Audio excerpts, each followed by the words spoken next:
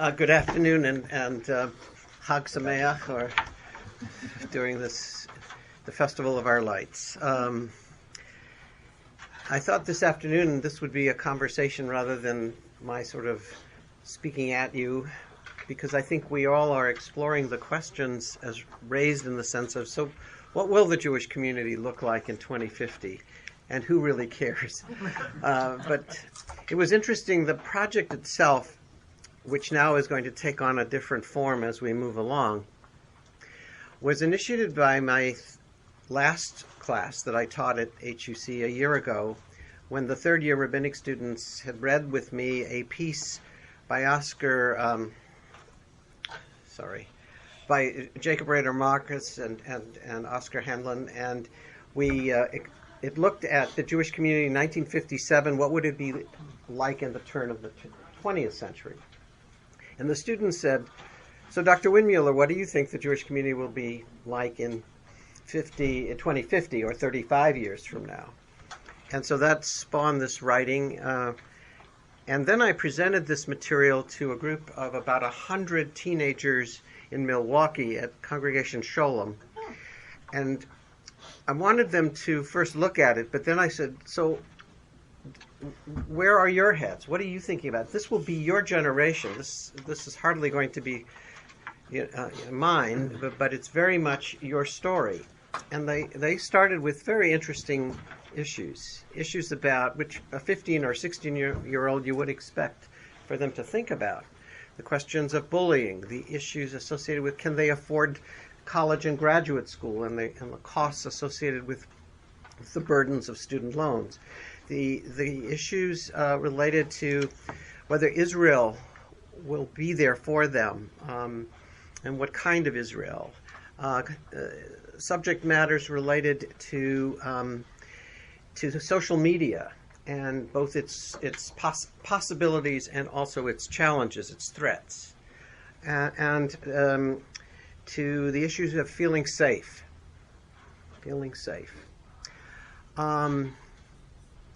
And one can imagine that in many ways it is not sort of these mega questions that I had sort of addressed, but these are very much more personal stories of how people struggle, as naturally they do, about thinking about the future. And whether for older folks it's about health and security, for younger people it's certainly much more about trying to define their way in this world, which has become difficult at best to figure out, and the complexities of which are certainly very much in evidence. I completed some work just yesterday with AJU rabbinic students, 12 of them, where we looked at the question of can rabbis, or how ought rabbis to deal with politically tough stuff, either from the pulpit or in other forms. And what role ought rabbis to play on the politically challenging questions of our times? And that's a sort of a particular side piece to the larger question. If we're not even able to talk about those things that are driving the society on the political end, and we are marginalizing various elements in our community because they don't speak the same sort of posture or positions we hold, what is the effect or the impact of that on even having a community, and what does community mean when one can't even galvanize people around common themes or challenges? It therefore takes a lot of different pieces, this journey about 2050. It's not certainly any one of these. It's certainly questions of the economic picture. It's the question of what kind of Jewish community can we afford, and will we be able to afford in 2050? It takes us along the lens as well of whether or not we will be one community or multiple communities in terms of the ways in which we come together or push apart. And it takes certainly the form of really where one of the binding pieces of our 20th century story was the strivings to build and create a state of Israel. And in the second half of that scenario, so what ought that state to be? How ought it to represent our values and our identities? And what will that peace in particular be for the generation that assumes leadership beyond us? These and so many other issues really, I think, challenge us. I'm of the mind that we're at a very major transition point in Jewish life, but one could say, if you're a Jewish historian or a Jewish thinker, you probably perceive that at every moment in the Jewish lineage has been such a transition, such a moment of transformation. But the transitions here are that for 2,000 years we were really in dialogue with Christianity about who we were as part of the Western world. And now I think we're in dialogue, or I wish we were in dialogue, in a relationship with Islam about really the character of what the world will look like with Islam as part of it. But Islam as very much a force that the Jewish people and certainly other folks will have to contend with. The second has been the principle that we were always the other. We were marginalized. We were seen as really the victims of much of history. And then suddenly we are now perceived as the new WASPs. We are perceived as powerful or having access to power. And that has fundamentally changed the place of where American Jews are and what that may mean for our society and for ourselves. We were the community that in many ways latched onto the notion that technology and social media and the innovations of how we communicate were certainly to our advantage and to be the tools by which we and others would convey our ideas and certainly celebrate the opportunity to be part of this world of changing methodologies of talking to one another. But in some way we are also seeing this as very challenging in multiple different ways. The bottom line principle here may well be that every one of us can, in a sense, define what truth is. That it is no longer the notion that some authority, some government, some processes that will take place external to us will define for us what really the nature of truth is. Because people today are writing as if they are the embodiment of what ought to happen or what is happening. And they define the language and they define the turf upon which they're working. And that is scary because it can allow for really one human being to, in a sense, resurrect a set of ideas that are highly problematic, threatening, and dangerous to the well-being of the society or to any group within the society. And we see that even in the words of Donald Trump in the last few days as an example of that, of sort of describing what his vision of America ought to be. So these and other factors sort of have contributed to really a growing body of really what are we about and what will we become. I mean, if we begin from the demographic perspective, there are some real challenges, which you know as well as I. You see it in your pulpits and you feel it in terms of the kinds of experiences you as rabbis face almost on a daily basis in terms of marriage and divorce, of issues related to child rearing, questions associated with how families and individuals confront their Judaism and what Judaism may mean. If it was sort of a defined set of principles upon which we all sort of galvanized around at one time, today in many ways I think what we see is very personalized, individualized, the sovereign self of Judaism, where if you go to wedding ceremonies, and as you all participate in them, and you see how many people bring their own agendas and their own aspirations of what that ceremony is about and what ceremonial pieces they want included, it almost describes for you the fact that they are a peoples of the world and are drawing from cultures wide and near to create for themselves some sense of security and satisfaction and excitement about what it means to be Jewish. So it is in these demographics and in these sociological terms that we cannot certainly describe what the future may or may not look like. It will be in the economic terms as well that we've spoke about earlier as to the nature and character of what we can afford as a community. And it will be in terms of where we sit in the matrix of power. I am assuming the question that Jews will lose some of their political position in the United States over time. As other groups emerge and as other voices emerge, it's simply a natural reality. That does not mean that Jews will be marginalized, but it does certainly mean that some of what has been the sort of centerpiece of our ability to play major roles in both political parties and in the relationship that the United States enjoys with the State of Israel, or in other avenues of social justice and community building, some of those PowerPoints, those access points may not be as readily available to us as we move forward. So I wanted to stop there and to see whether anything I've said or anything that you are thinking about when you think of the question, what will the Jewish community be like in the years forthcoming? What does that sort of portend? And where should we sort of take our conversation? Yes.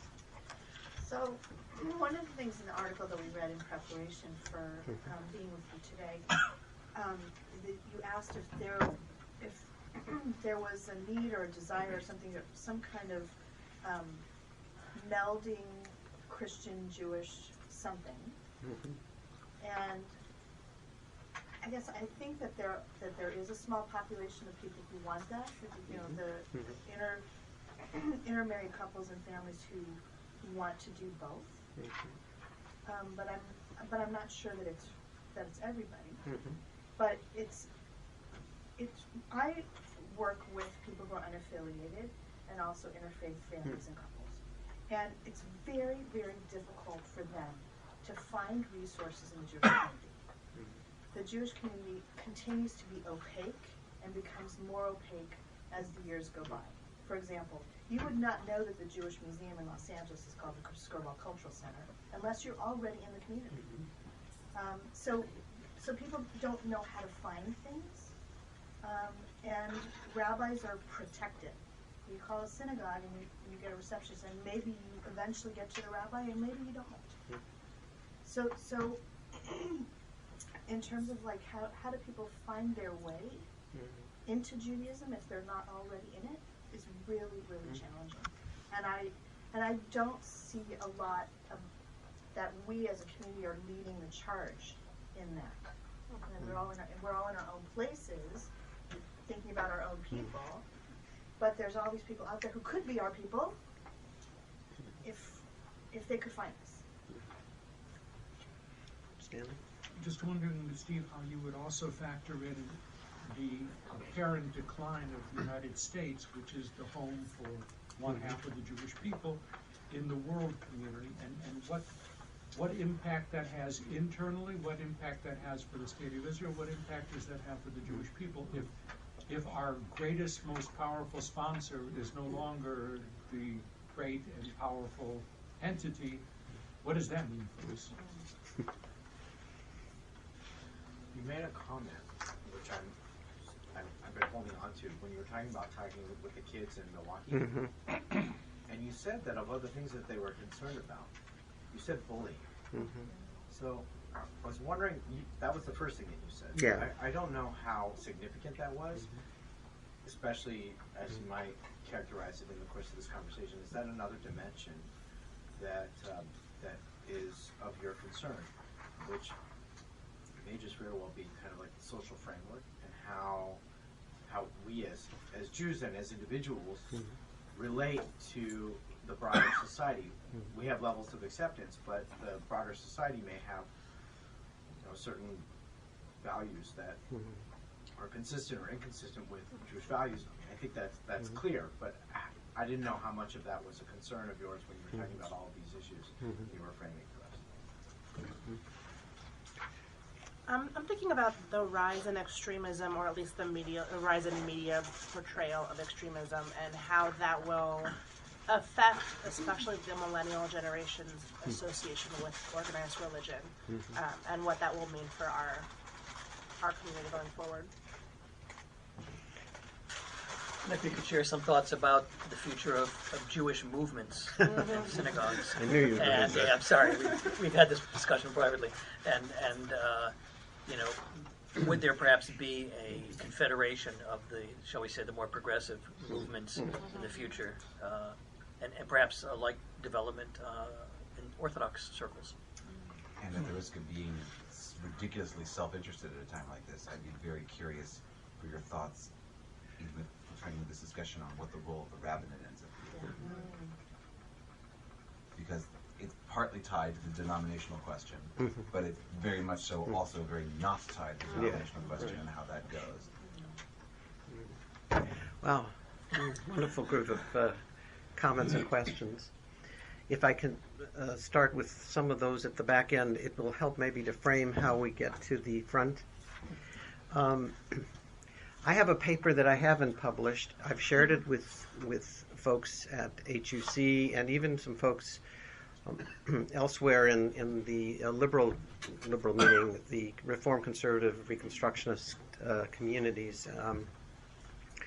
And it is a paper that calls for a rethinking of the structural piece of how we have organized ourselves. And the reason I wanted to start here is that part of everything, part of most of the, or many of the questions that have been introduced here has been about, indirectly or directly, some of the structural issues of where we find ourselves. We are a product of as you all know, because you've studied this, you live it, a more than 100-year-old system. Our movements were created, or began to be created in the late 1800s. Our Jewish communal system is a product of the period of 1880 to 1920. It all grows out of the progressive and popularist systems that were part of American identity and culture of the turn of into the 20th century. And it was all about silos. It was all about building institutions that could compete. Their ideas would compete, their structures and operational integrity was about how they would situate themselves in the world to compete. And that was a very American Protestant model of operations, and we bought it. And we bought it so completely that we constructed our community to look like the American political process. We even named our organizations to reflect that. The American Jewish Congress, the American Jewish Committee, and the two, elite versus the sort of the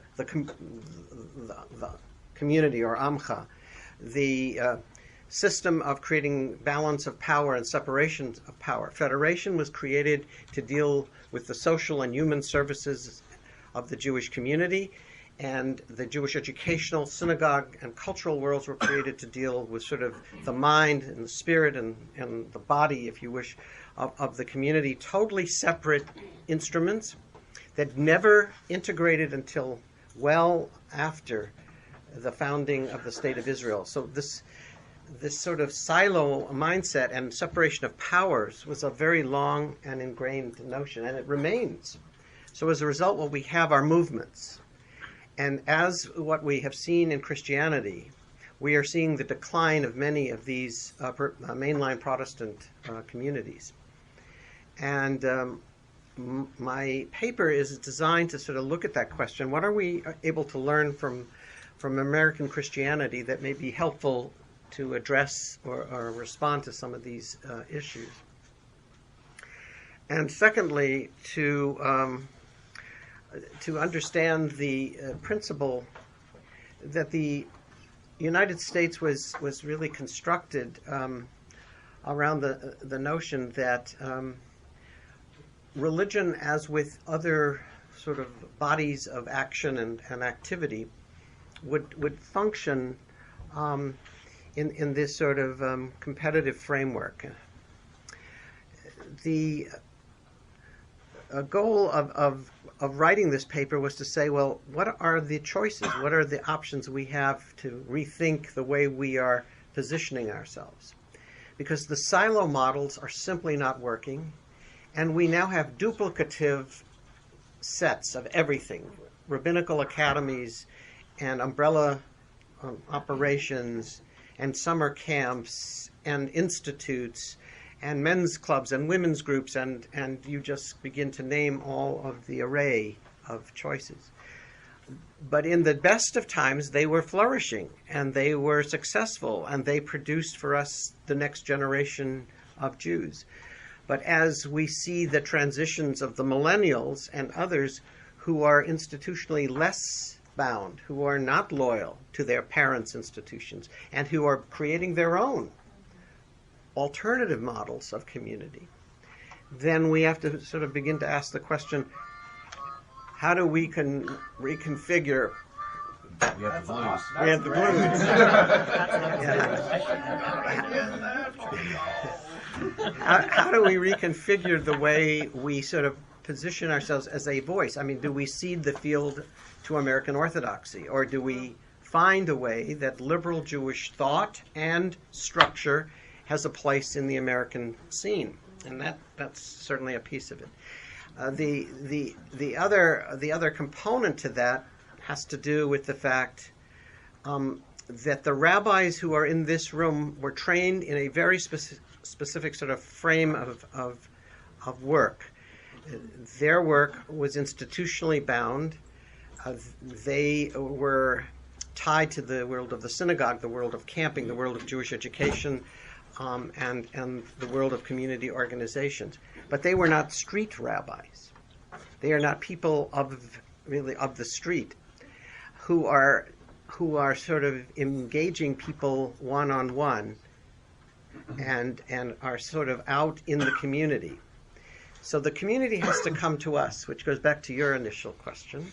And so as a way that we have responded is to create the bureaucracies of religious service. And there are those around us who have taken a very different model. I mean, you know that I'm talking about Chabad.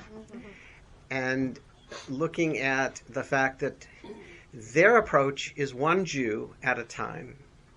And it is not about that you're coming to me, but I'm there in your place, sitting in your settings, standing at your street corner. And that's a totally different frame of organizing, and one that we need to at least think about. How do we find some possible balance between institutional religion and reaching and building religious communities beyond the doors of our synagogues? Yeah, but Stephen, no one's willing to pay for that. You know, Chabad, they pour money into that. We, as a liberal community, do not pour money into it. And so how, you can't have, somebody, I'm not just, going to hang out on a street corner, because who's going to pay me? How am I going to make a living? And that's a huge issue. Right. In this paper,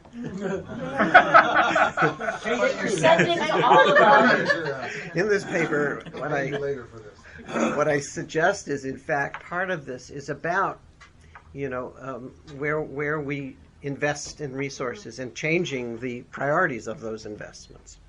And so part of it is about putting people in places where they haven't been and making it possible for them to do it. And doing this in combination with some foundations that are actually interested in experimenting with different ways of delivery of service, of meeting Jews where they are. Yes? I guess two comments on that. One is the Chabad model is interesting, but it's so theologically driven. And we don't have that same drive in the liberal communities. So when you're talking about where you're putting your money, if you're putting your money in the place that Chabad is driven towards, then that's sort of no longer in line with what liberal institutions are working towards or interested in. However, it's sort of not a shameless plug, but I mean, at IFF, that's what we do. I do stand on street corners. The difference is, are we looking for Jews? What does a Jew mean in that context? So when you're talking about Chabad, who are they hoping to attract on a street corner? Do they even care in the end what this person wants and what this person believes in? That's not a criticism, but what we really need to be talking about is, who are we defining as a Jew? And when we talk about Jewish community, what is Jewish? Stam. I mean, I knew we trained you well. thank you. Well, I just want to say, I work as a chaplain at the VA, and my constituents are 99% non-affiliated. Right. It's not that I'm in the trenches, but I am in the trenches. Yes. Everyone has my card. They have my cell phone. And I did speak at a rabbinic meeting where I said anyone can call me at any time, and a rabbi said nobody will. I never give out my cell phone number. And even though literally hundreds of people may have my card, even thousands, I don't know at this point. People don't opt for that unless they really need you. And when they need you, they need you. And I think it's very frightening. I've been called, when I worked for the Board of Rabbis as a chaplain, on a Friday afternoon, I'd go to a hospital and ask someone, are you affiliated? Yes, I am. Well, can you call your rabbi? Oh, I wouldn't bother him. I'd rather call the Board of Rabbis to send out a chaplain. So it's the accessibility and the sense of, are you accessible? Are you in an ivory tower? Or are you really down with Amcha? Not down, but I mean, are you with Amcha in that community? And it's very challenging. I really must tell you. Yes. Talk about accessibility. That's what Chabad is. My experience with Chabad is, you're welcome. We don't care if you're observant, you're not observant, you're dressed right or you're not dressed right, you're Jewish, come on in. That's the spirit. We're here for you. And they let people self-define. That's a good point. Right. I mean, I think the big issue in the room are the religious nuns. No, we don't have the nuns are those, as you know, who are not affiliated, and those numbers are huge and growing. I have a piece out in E-Jewish Philanthropy that looked at that question, because all of these others are tied in so many ways to the subject of who are these people and what are they looking for and how might we access them, and whether or not what Rabbi Rick Jacobs suggests when he speaks of audacious hospitality is that a doorway into opening opportunities to change the way by which congregations operate and work, and how do they define what it is or who it is that is Jewish and who we ought to be serving. So it's part of this larger question that we are in a transition of even defining what and who are the Jews that we are serving and who will become the Jews, the new Jews. And in the piece on 2050, there's a very brief one-liner about the fact that there will be, or probably are, a host of new Jews that are coming into our community, people who, out of simply struggling about faith and belief, or those who are marrying and finding common love with people from within the community. So that certainly is a piece of this larger question of really recalibrating not only the structural side of these questions, but also rethinking so the defining nature of being Jewish in 21st century terms may mean something very different about the people that are seekers and looking to find community and find a potential place to create for themselves and their families. Yes. Sherry again. Yes, sir. And then there's sort of the pink elephant. What is it? White elephant, pink elephant? Elephant in the room. Just sorry, I was going to say colors. Any color. I knew there was an elephant with the color. It's white elephant. White elephant gifts. Yes, elephant gifts. But the elephant room too is we've invested so much time into training our rabbis, into building these institutions, to building these buildings, for teaching our congregants this model, for getting them. And now you see how threatened everybody feels, the territorialism, the ego, I mean, we were just talking about this, like, all about how to, because I feel like there's where we imagine us to be, where we are, and then this horrible transition that we don't really talk about, right? Like the transition between rabbis that didn't happen over there.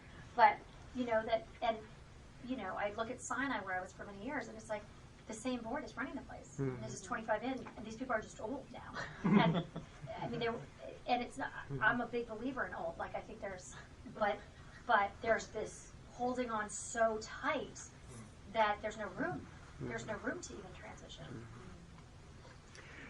One of the pieces that's possibly a good news for us in all of this is that America has gone through a series of religious reawakenings, and they've occurred at different times, the 1820s, 1870s, again, around the time of the post-Second World War, when really the conservative movement, not conservative political, conservative Jewish movement began to emerge in the suburbs of America, was part of this suburbanization and the excitement about sort of redefining who we are as Jews living in a post-Second World War America.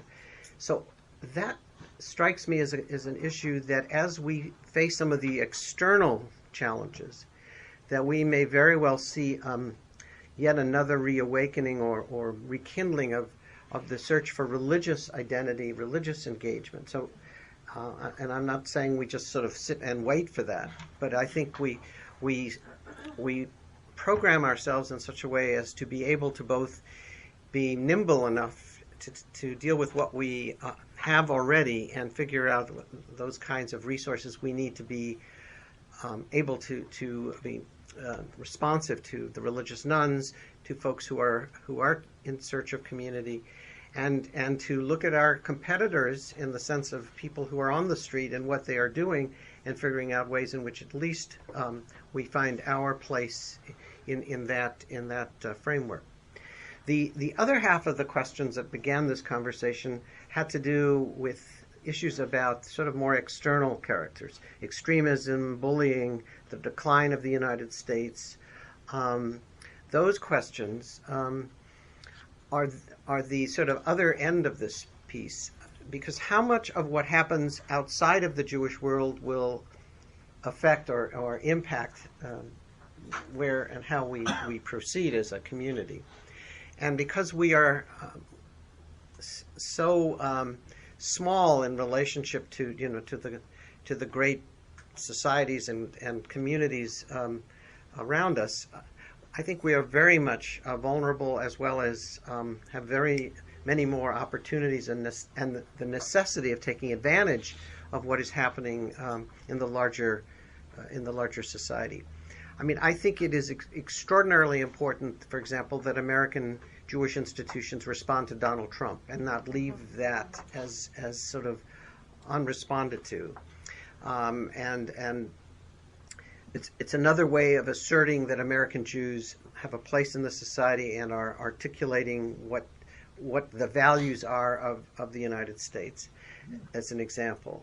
The second has to do with the fact that in your question, Stanley, of the decline or potential decline of the United States, what the effect is for us, for Israel, and in the piece I referenced the fact that I really see what has happened in other experiences, that the Jews tend to find ways to reposition themselves physically. If they feel there are not opportunities in any one society, assuming there are ways to enter those other societies, they do so. And what we are beginning to see in cities like Berlin and Beijing and Shanghai and in other Southeast Asian communities and some Indian cities in South Asia are the birthing of new Jewish small communities of Americans and Europeans and Israelis who are moving their trades, their professional talents to wherever the marketplace will allow them to grow and to expand. And so I suspect what we will see is, as again referenced in this piece, this sort of explosion of repopulating the world that we left. We left parts of of Europe, and we've left parts of other regions of the world, and we may well now find the opportunity to see new communities being born. And I think the Israelis already get this. The Israelis are building a very major relationship with China already. And having just come back from having taught in China, it is so evident that they see this as an important and rising player in the world, and with India and China as really two major partners that they need to figure out how they're going to interplay with. There are 10, as you may know, there are already 10 Jewish studies programs in China, and they're vital. They're doing very well because of investments by both Israeli foundations and American Jewish institutions and leaders who see this as a very valuable piece of introducing China early on to Israel and to the Jewish story. And for Chinese who look at the West, Jews represent the other great ancient civilization. We are the seedbed for many in the Eastern world of what Western civilization really stands for or could stand for. So I think it's a worthwhile question, and I think that there are some players who are really working already on some of those issues. I worry about the bullying question in the sense that I really think we could have the three pieces that have to fit together. God forbid that they do fit together. Is a decline in U.S.-Israel relationships, is a continuing stalemate in the American economy, and is a continuing weakening of America's role in the world. And those three things could be extraordinarily challenging to the American Jewish community in the sense of what could happen to how Jews are perceived, and to the marginalization of Jews. So, most people say, reject this and sort of argue, Jews are top of the line, that we have so achieved such a degree of credibility and success. Well, they said that about the Weimar Jews as well. And I'm not so sure that one gives away that principle of always being concerned about the long-term status and well-being of a community. You had mentioned that one of the things that we can look forward to at some point, though we shouldn't wait for, is that great religious revival that seems to come in cycles.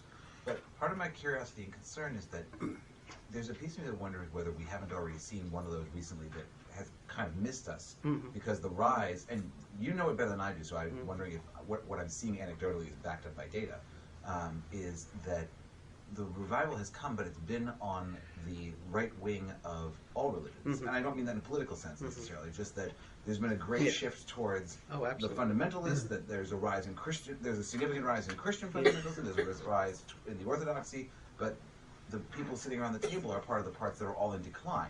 So I'm wondering how much that religious awakening revivalism,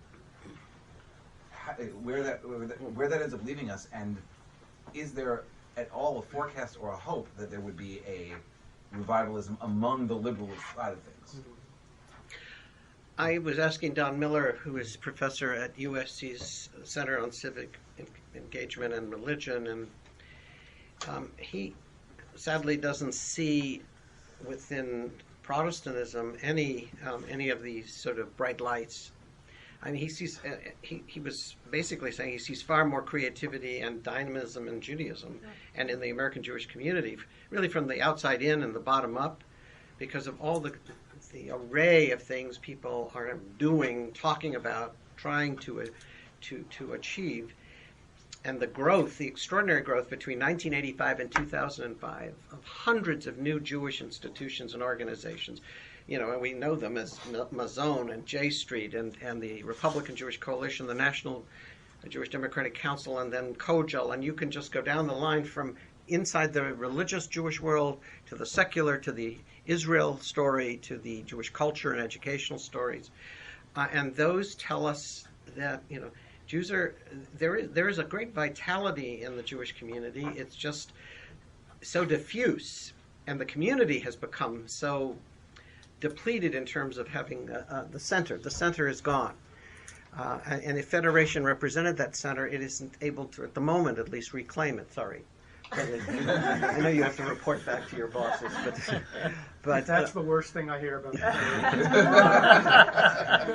and I think that is a factor that of the fact that we are multiple communities today, as against in the days of the Soviet Jewry movement, of the fight against anti-Semitism, of remembrance of the Shoah, of dealing with really building the American Jewish infrastructure of the 67, 70s, in the 70s, in the early 80s, that's all dissipated. And all of the sort of... and in Israel, there was David and not Goliath. Yes.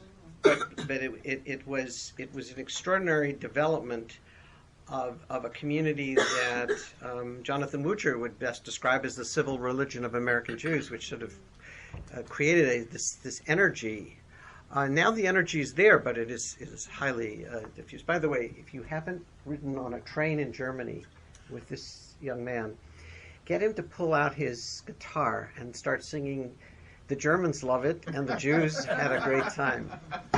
Thank you. Yes. I just want to mention that, well, first of all, I don't know if you talked about it, but I mean, those of us who are third generation Americans, Yeah.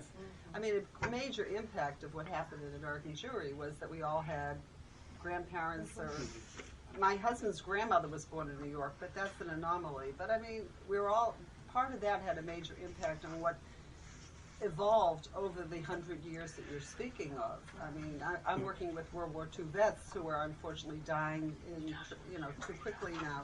But all of that certainly impacted. But if I said to my kids when they went to school, are there any Jewish kids in your class? They'd say, I wouldn't know. I mean, we who grew up in a different time were well aware of Jewish identification.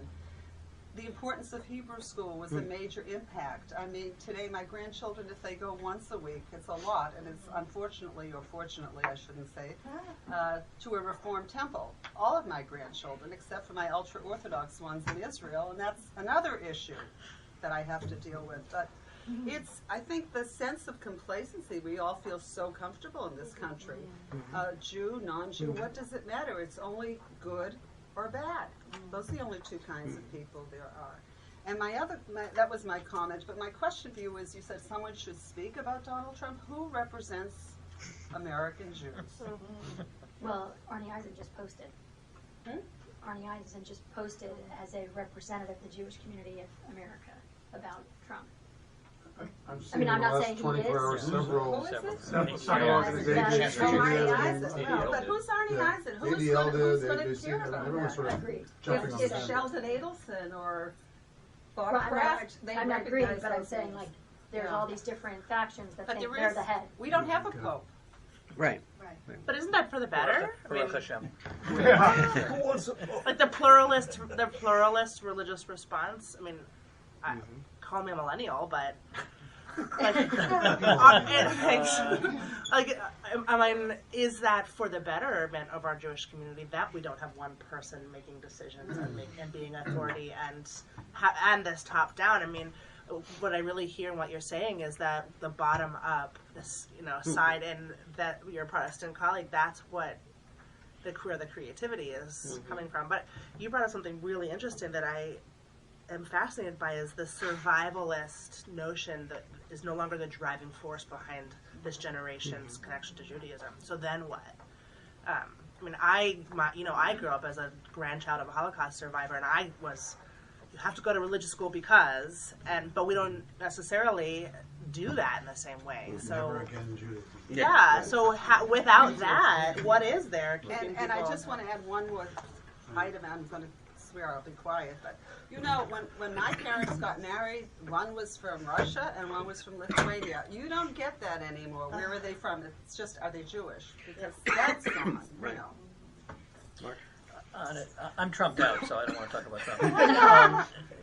But I do want to ask you about demographics, and one of the things we haven't talked about is the Jewish birth rate, which I think impacts so much of our discussion, should be impacting so much of our discussion, the disparity between certainly the ultra-Orthodox community's birth rate, and we can leave Israel aside for now, but here in the United States, the disparity of birth rates, what do you think that's going to mean for the future of our institutions, our synagogues? because there's a great disparity. Yeah. We're not reproducing ourselves. No, I mean, I think that's precisely why Well, you agree? that's precisely why the religious nuns and the folks who are seekers are going to be so essential to the Jewish community's future.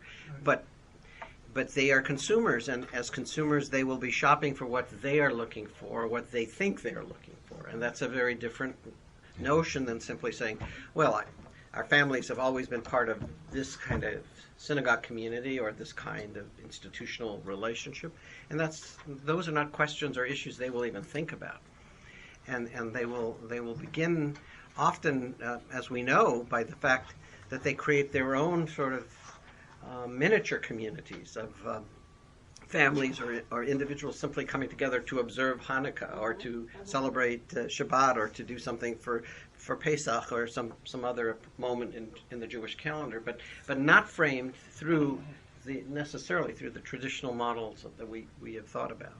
And that's going to be also part of the challenge of how we train future Jewish professionals in terms of how they work with these folks, how they are in these communities, and realizing the sort of temperament of what is happening in our society. I have two big questions, and I'm sure you can answer them both. Oh. In the book American Grace, the authors Yeah. talk about the successes. Yeah. They talk about the Mormon Church, or the Church of Jesus Christ of Latter-day Saints growing because of proselytization. Yeah. And they talk about the Reform movement in Judaism growing. So should we be doing proselytization? Should we, should we be out there? Because that's my first question. My second question is that Yes. okay, good. Thank you. So you and I can go out. Okay. My second question is with the Reform movement's decision in 1983 about patrilineal descent and how we have welcomed families into our communities. Is Jewish in-marriage still a value that we're going to hang our hats on? Thank you very much. Next question. Say yes twice and not. I mean, on some of the data, I'd urge you to sit with Bruce Phillips and other demographers to really get a much better handle on. And Bruce is right now actually coming out with a new book on the intermarrieds and some of the more recent assessment of really what's happening in that framework. Where's the Bruce is at HUC here in LA. But Stephen M. Cohen, whom you all know, also has a lot of data, and he writes much more than most of those in this field about some of the demographic implications of what's happening. I mean, I think that we are already forced into reaching out to other audiences, or to certainly to Jews who are really on the margins of and this may represent some halakhic issues. It may represent some challenging questions of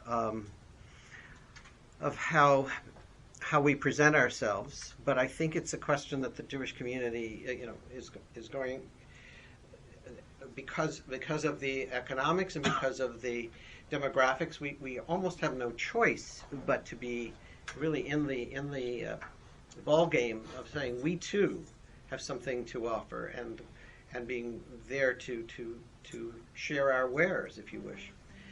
And as for the notion of the value of marriage from within, and I mean, I think that too has passed its prime. I think very few families now ask the question, so is your future spouse, of a Jewish background? They just want to make sure that their kids are happy, and that their kids are going to be able to both financially and psychologically be fulfilled. Yeah. So the answer to my second question is no. Does he have a job? Is the second question. Yeah. So, we've so totally depressed everyone. One thing I don't think you talked about is birthright, and how that really, I think, has been a wonderful source of getting young people involved in Jewish identity. Yes and no. Yes and no. I mean, for 'Cause sure. they'll take anybody, regardless of which grandparent was Jewish. Yeah, no, it's not about the notion of who is going. It's about how much we are able and can do to sustain their involvement on their return, and that's somewhat uneven, as you know. And as powerful as it has turned out to be for many young people, the question is again, just as the very first question about sort of knocking at doors, because we're not really good about sort of having, you know, a central place to sort of help people find their way in getting what they need.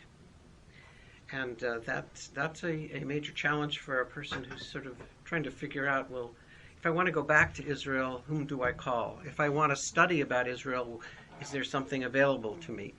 If I want to really take a basic course on Judaism and I'm out of college, where might I find a basic course?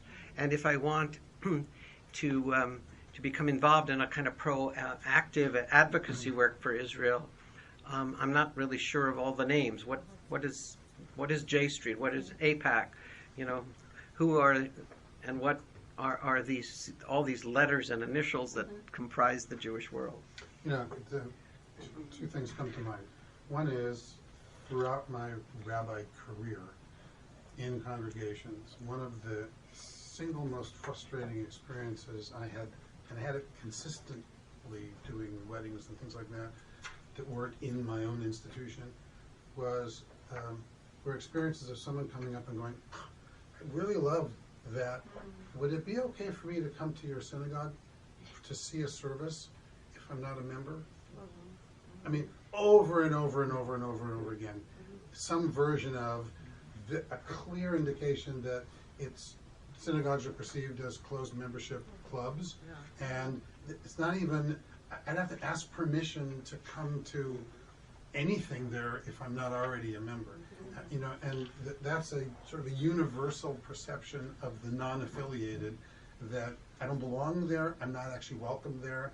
It's, you know, and every synagogue I know would go, please come to a service and drop in and see what we're like. And we have the exact opposite perception in the real world out Yeah, there. but you can't come here now. Now I mean, because they wouldn't let me in to this because I wasn't on the list. Yeah. Well, and now everyone's like, that's this week. Yeah. You know, give it a month. But, you know, and maybe yes and maybe no. And the other thought that always comes up every time we have these kinds of conversations, which I sort of chuckle at, is, you know, sort of the Mordecai Kaplan redo, you know, the organic Jewish community and all the stuff that Kaplan was talking about 100 years ago. Almost literally 100 years ago, you know, about how we should organize the Jewish community.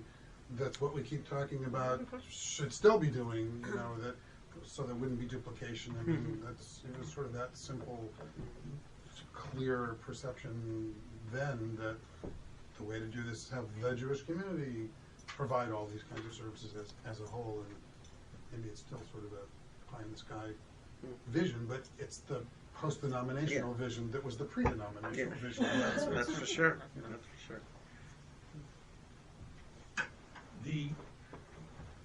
The splintering of the Jewish community now is a fascinating thing to look at, instead of things organically evolving in one direction. In fact, the independent minyanim that break away from the conservative movement, for example, and establish beautiful little communities for themselves. That's certainly, and there's no pressure there to come together to build a nice new building and, you know, have several campuses around the world. They're very happy doing their thing.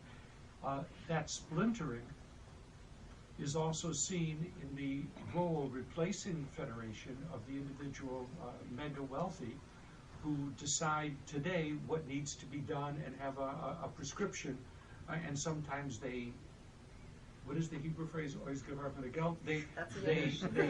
waste vast sums of money on pet projects which then die, or sometimes, as with Birthright, do something that's incredibly good.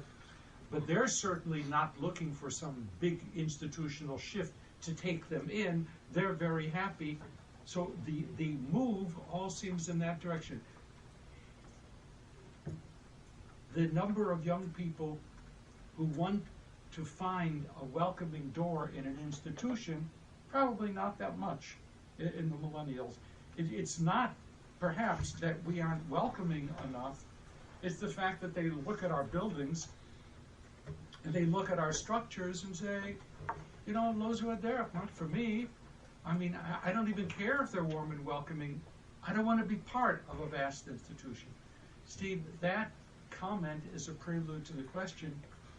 You do a great job of analysis, and it's scary.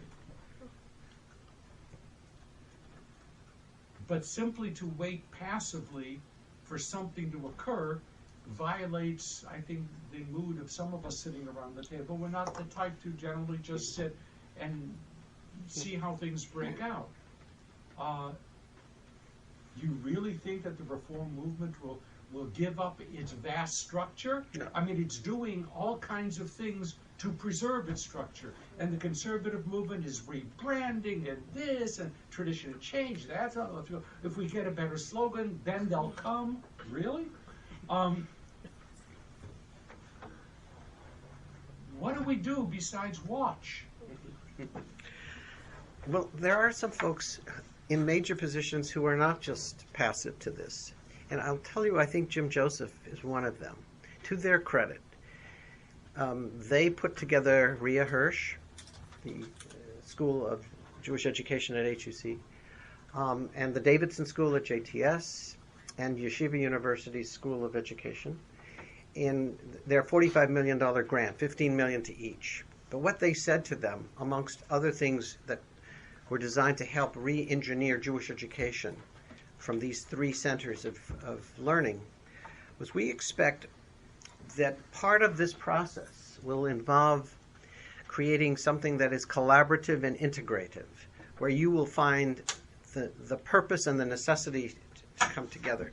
Now, this is not the first time Jim Joseph has done that. They did that in the camping field, in some of their funding in high school work, and they're the ones, amongst a few other foundations, that run counter to what the model you introduced, which is to sort of say, we each have our own sort of vision of what we want to do, and when we get tired of that, we'll move on to something else, you know, and sort of these sort of projects that emerge and then suddenly lose their core funders and their core leadership after a few years, and we see a lot of that.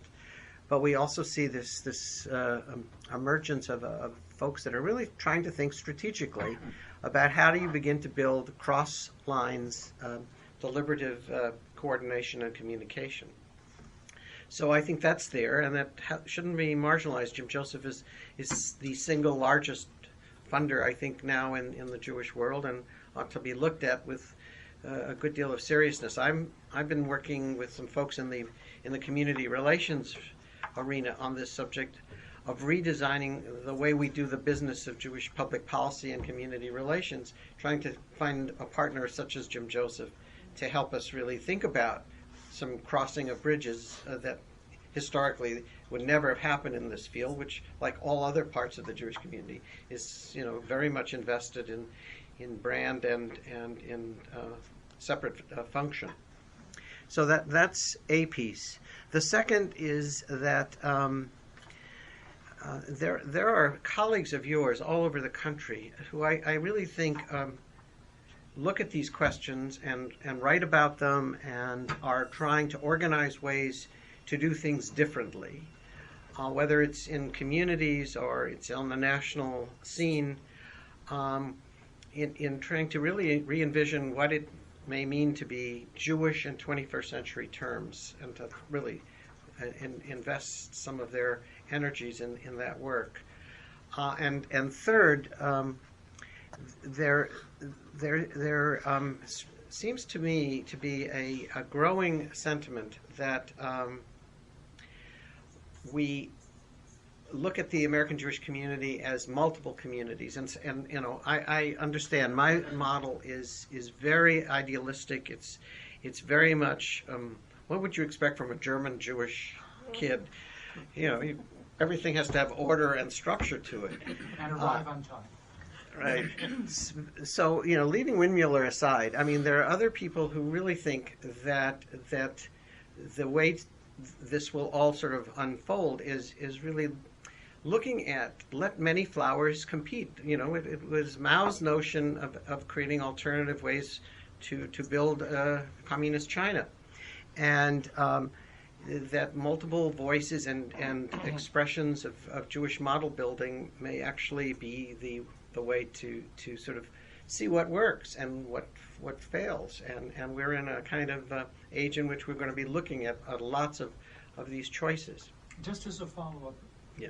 that can take place even with an increasingly triumphant Orthodox, ultra-Orthodox community growing rapidly in size, not participating in much of that. Or am I wrong? Are they in fact now trying to participate? Well, I again, you have some folks in that world who really want to cross, I think, boundaries and be partners.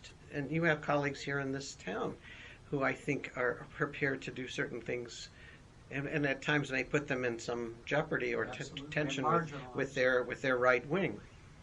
And those are the folks that I think we strive to include and hopefully will be extraordinary resources for us.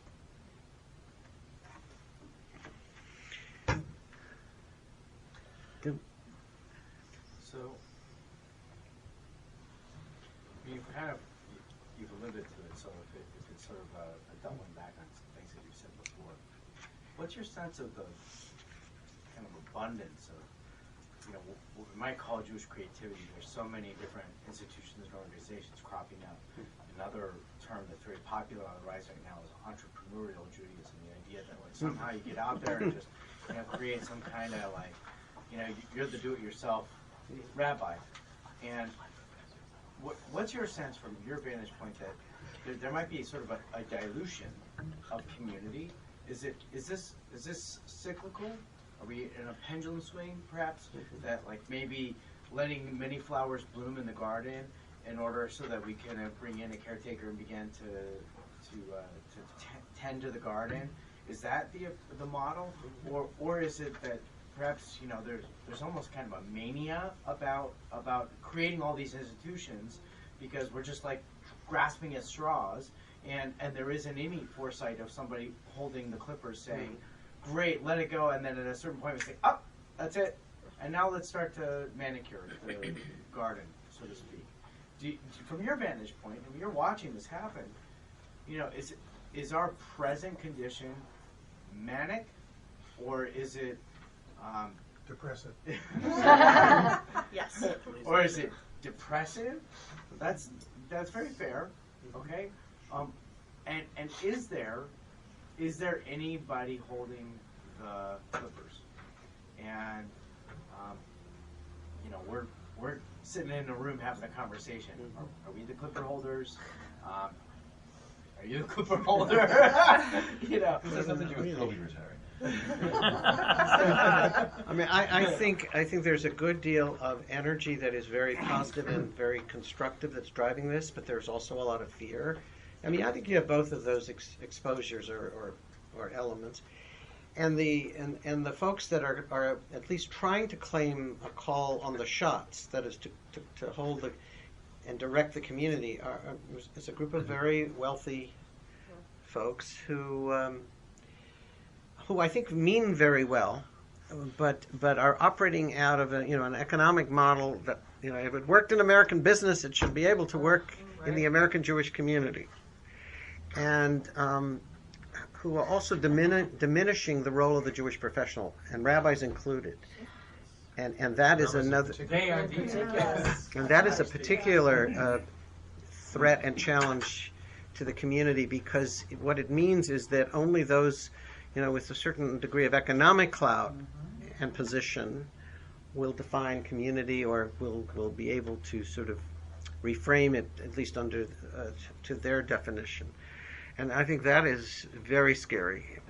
And I think we see some of that actually played out in the American political arena the same way, that there are power brokers with huge amounts of money who are defining this campaign and other campaigns that we've seen in the past. So basically, trying to sort of use the power of the purse to govern the country. You know, So invite Windmueller to come and speak about his book, Quest for Power, where he can take you through this. So, forgive me Steve, for I just calling wanted out you, the- I just read that we got about 5 minutes Yeah, for you to sell your book. So- Well, that's that was the sell. That's it. It's over. It's done. I got it in.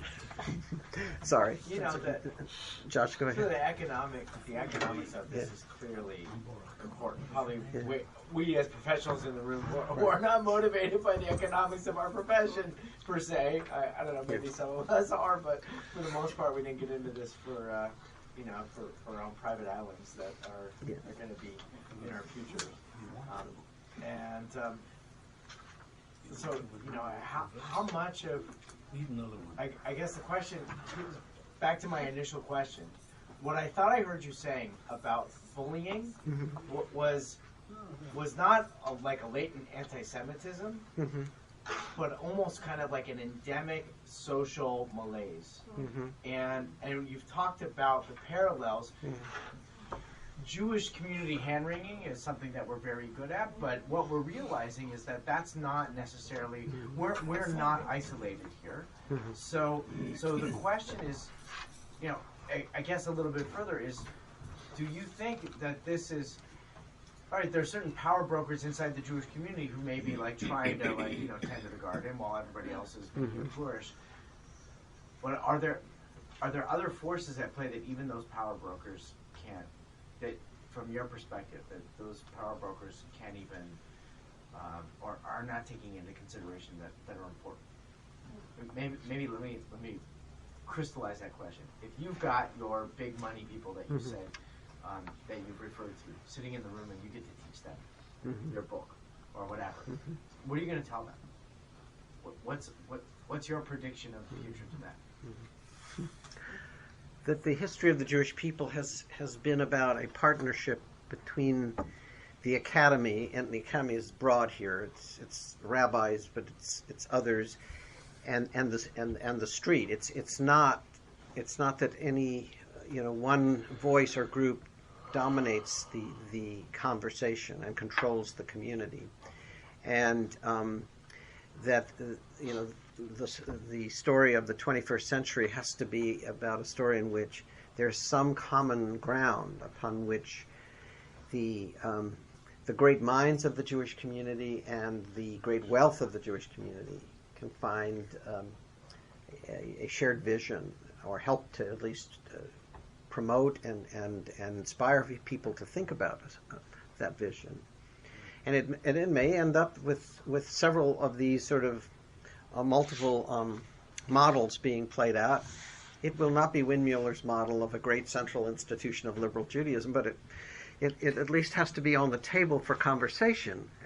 And I think that's what we're about. Jonathan Sarna believes very strongly that American Jewish history its strength has been the fact that we've been able to find these points where our elites, be they these financial elites as well as the communal and academic and rabbinic elites, were able to articulate a direction for the community and give some vision to the community. And hopefully we will return to some of that balance as we move forward. Nice, thank you. In an effort to bring things full circle with only a minute or so to go, is there, when you look back at the Jacob Rader Marcus and Oscar Hanlon paper, is there anything in it, or what it metaphorically represents in the past at least, that is instructive? Like, I think we forget that this notion of flourishing Jewish community is fairly new, that we're really good at being the ever-dying people because for so long we were struggling to be anything.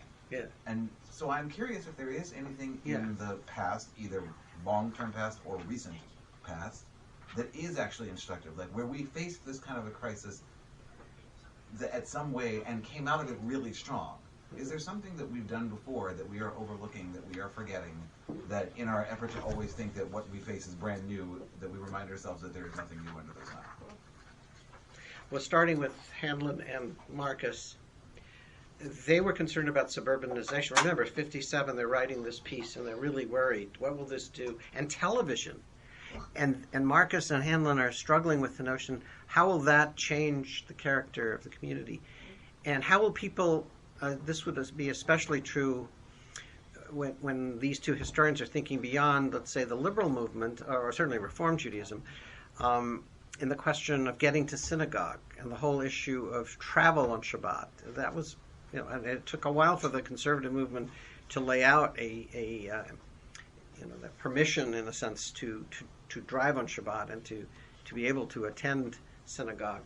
And so, there were those kinds of questions about this will destabilize. The inner city ghetto Jew is now becoming amalgamized into the American, mainstream, and really all the fears associated with that. Well, in a sense, we're still living off of a lot of that because we've continued, as we became so well accepted, everyone wants to marry our kids. And so, we're popular as a good choice for having spouses. And how would television exist without us? So, the larger question you raise about where we go in history, that's not Windmueller's strength, but there are pieces that, as you know, that American and non-American historians have looked at to sort of see, great moments in Jewish history and how we came out of periods of demise and weakness to moments of extraordinary success. And one of them that I write about, he said in his book, is actually Poland in the 1600s and the Council of Four Lands, an extraordinary success of getting a community organized and politically effective in what it was trying to do. And as soon, of course, as Poland falls apart, the council itself is destroyed, and of course Poland becomes what we know as a tragic piece to Jewish history. As we conclude, in the spirit of Machil B'Genut and Misayim B'Sheva, it also, I think, is true that we are living in the greatest flourishing of Jewish culture in our entire history. That anywhere you look, there's more books, more music, more creativity going on in the Jewish world today, in this country and throughout the world, than there has ever been in our history. So For sure. To balance out all Absolutely. the Great. doom and gloom, we're like And that the non-Jews know all about it. It's interesting to know. incredibly creative. And if you need a good Hanukkah playlist, I have 49 songs.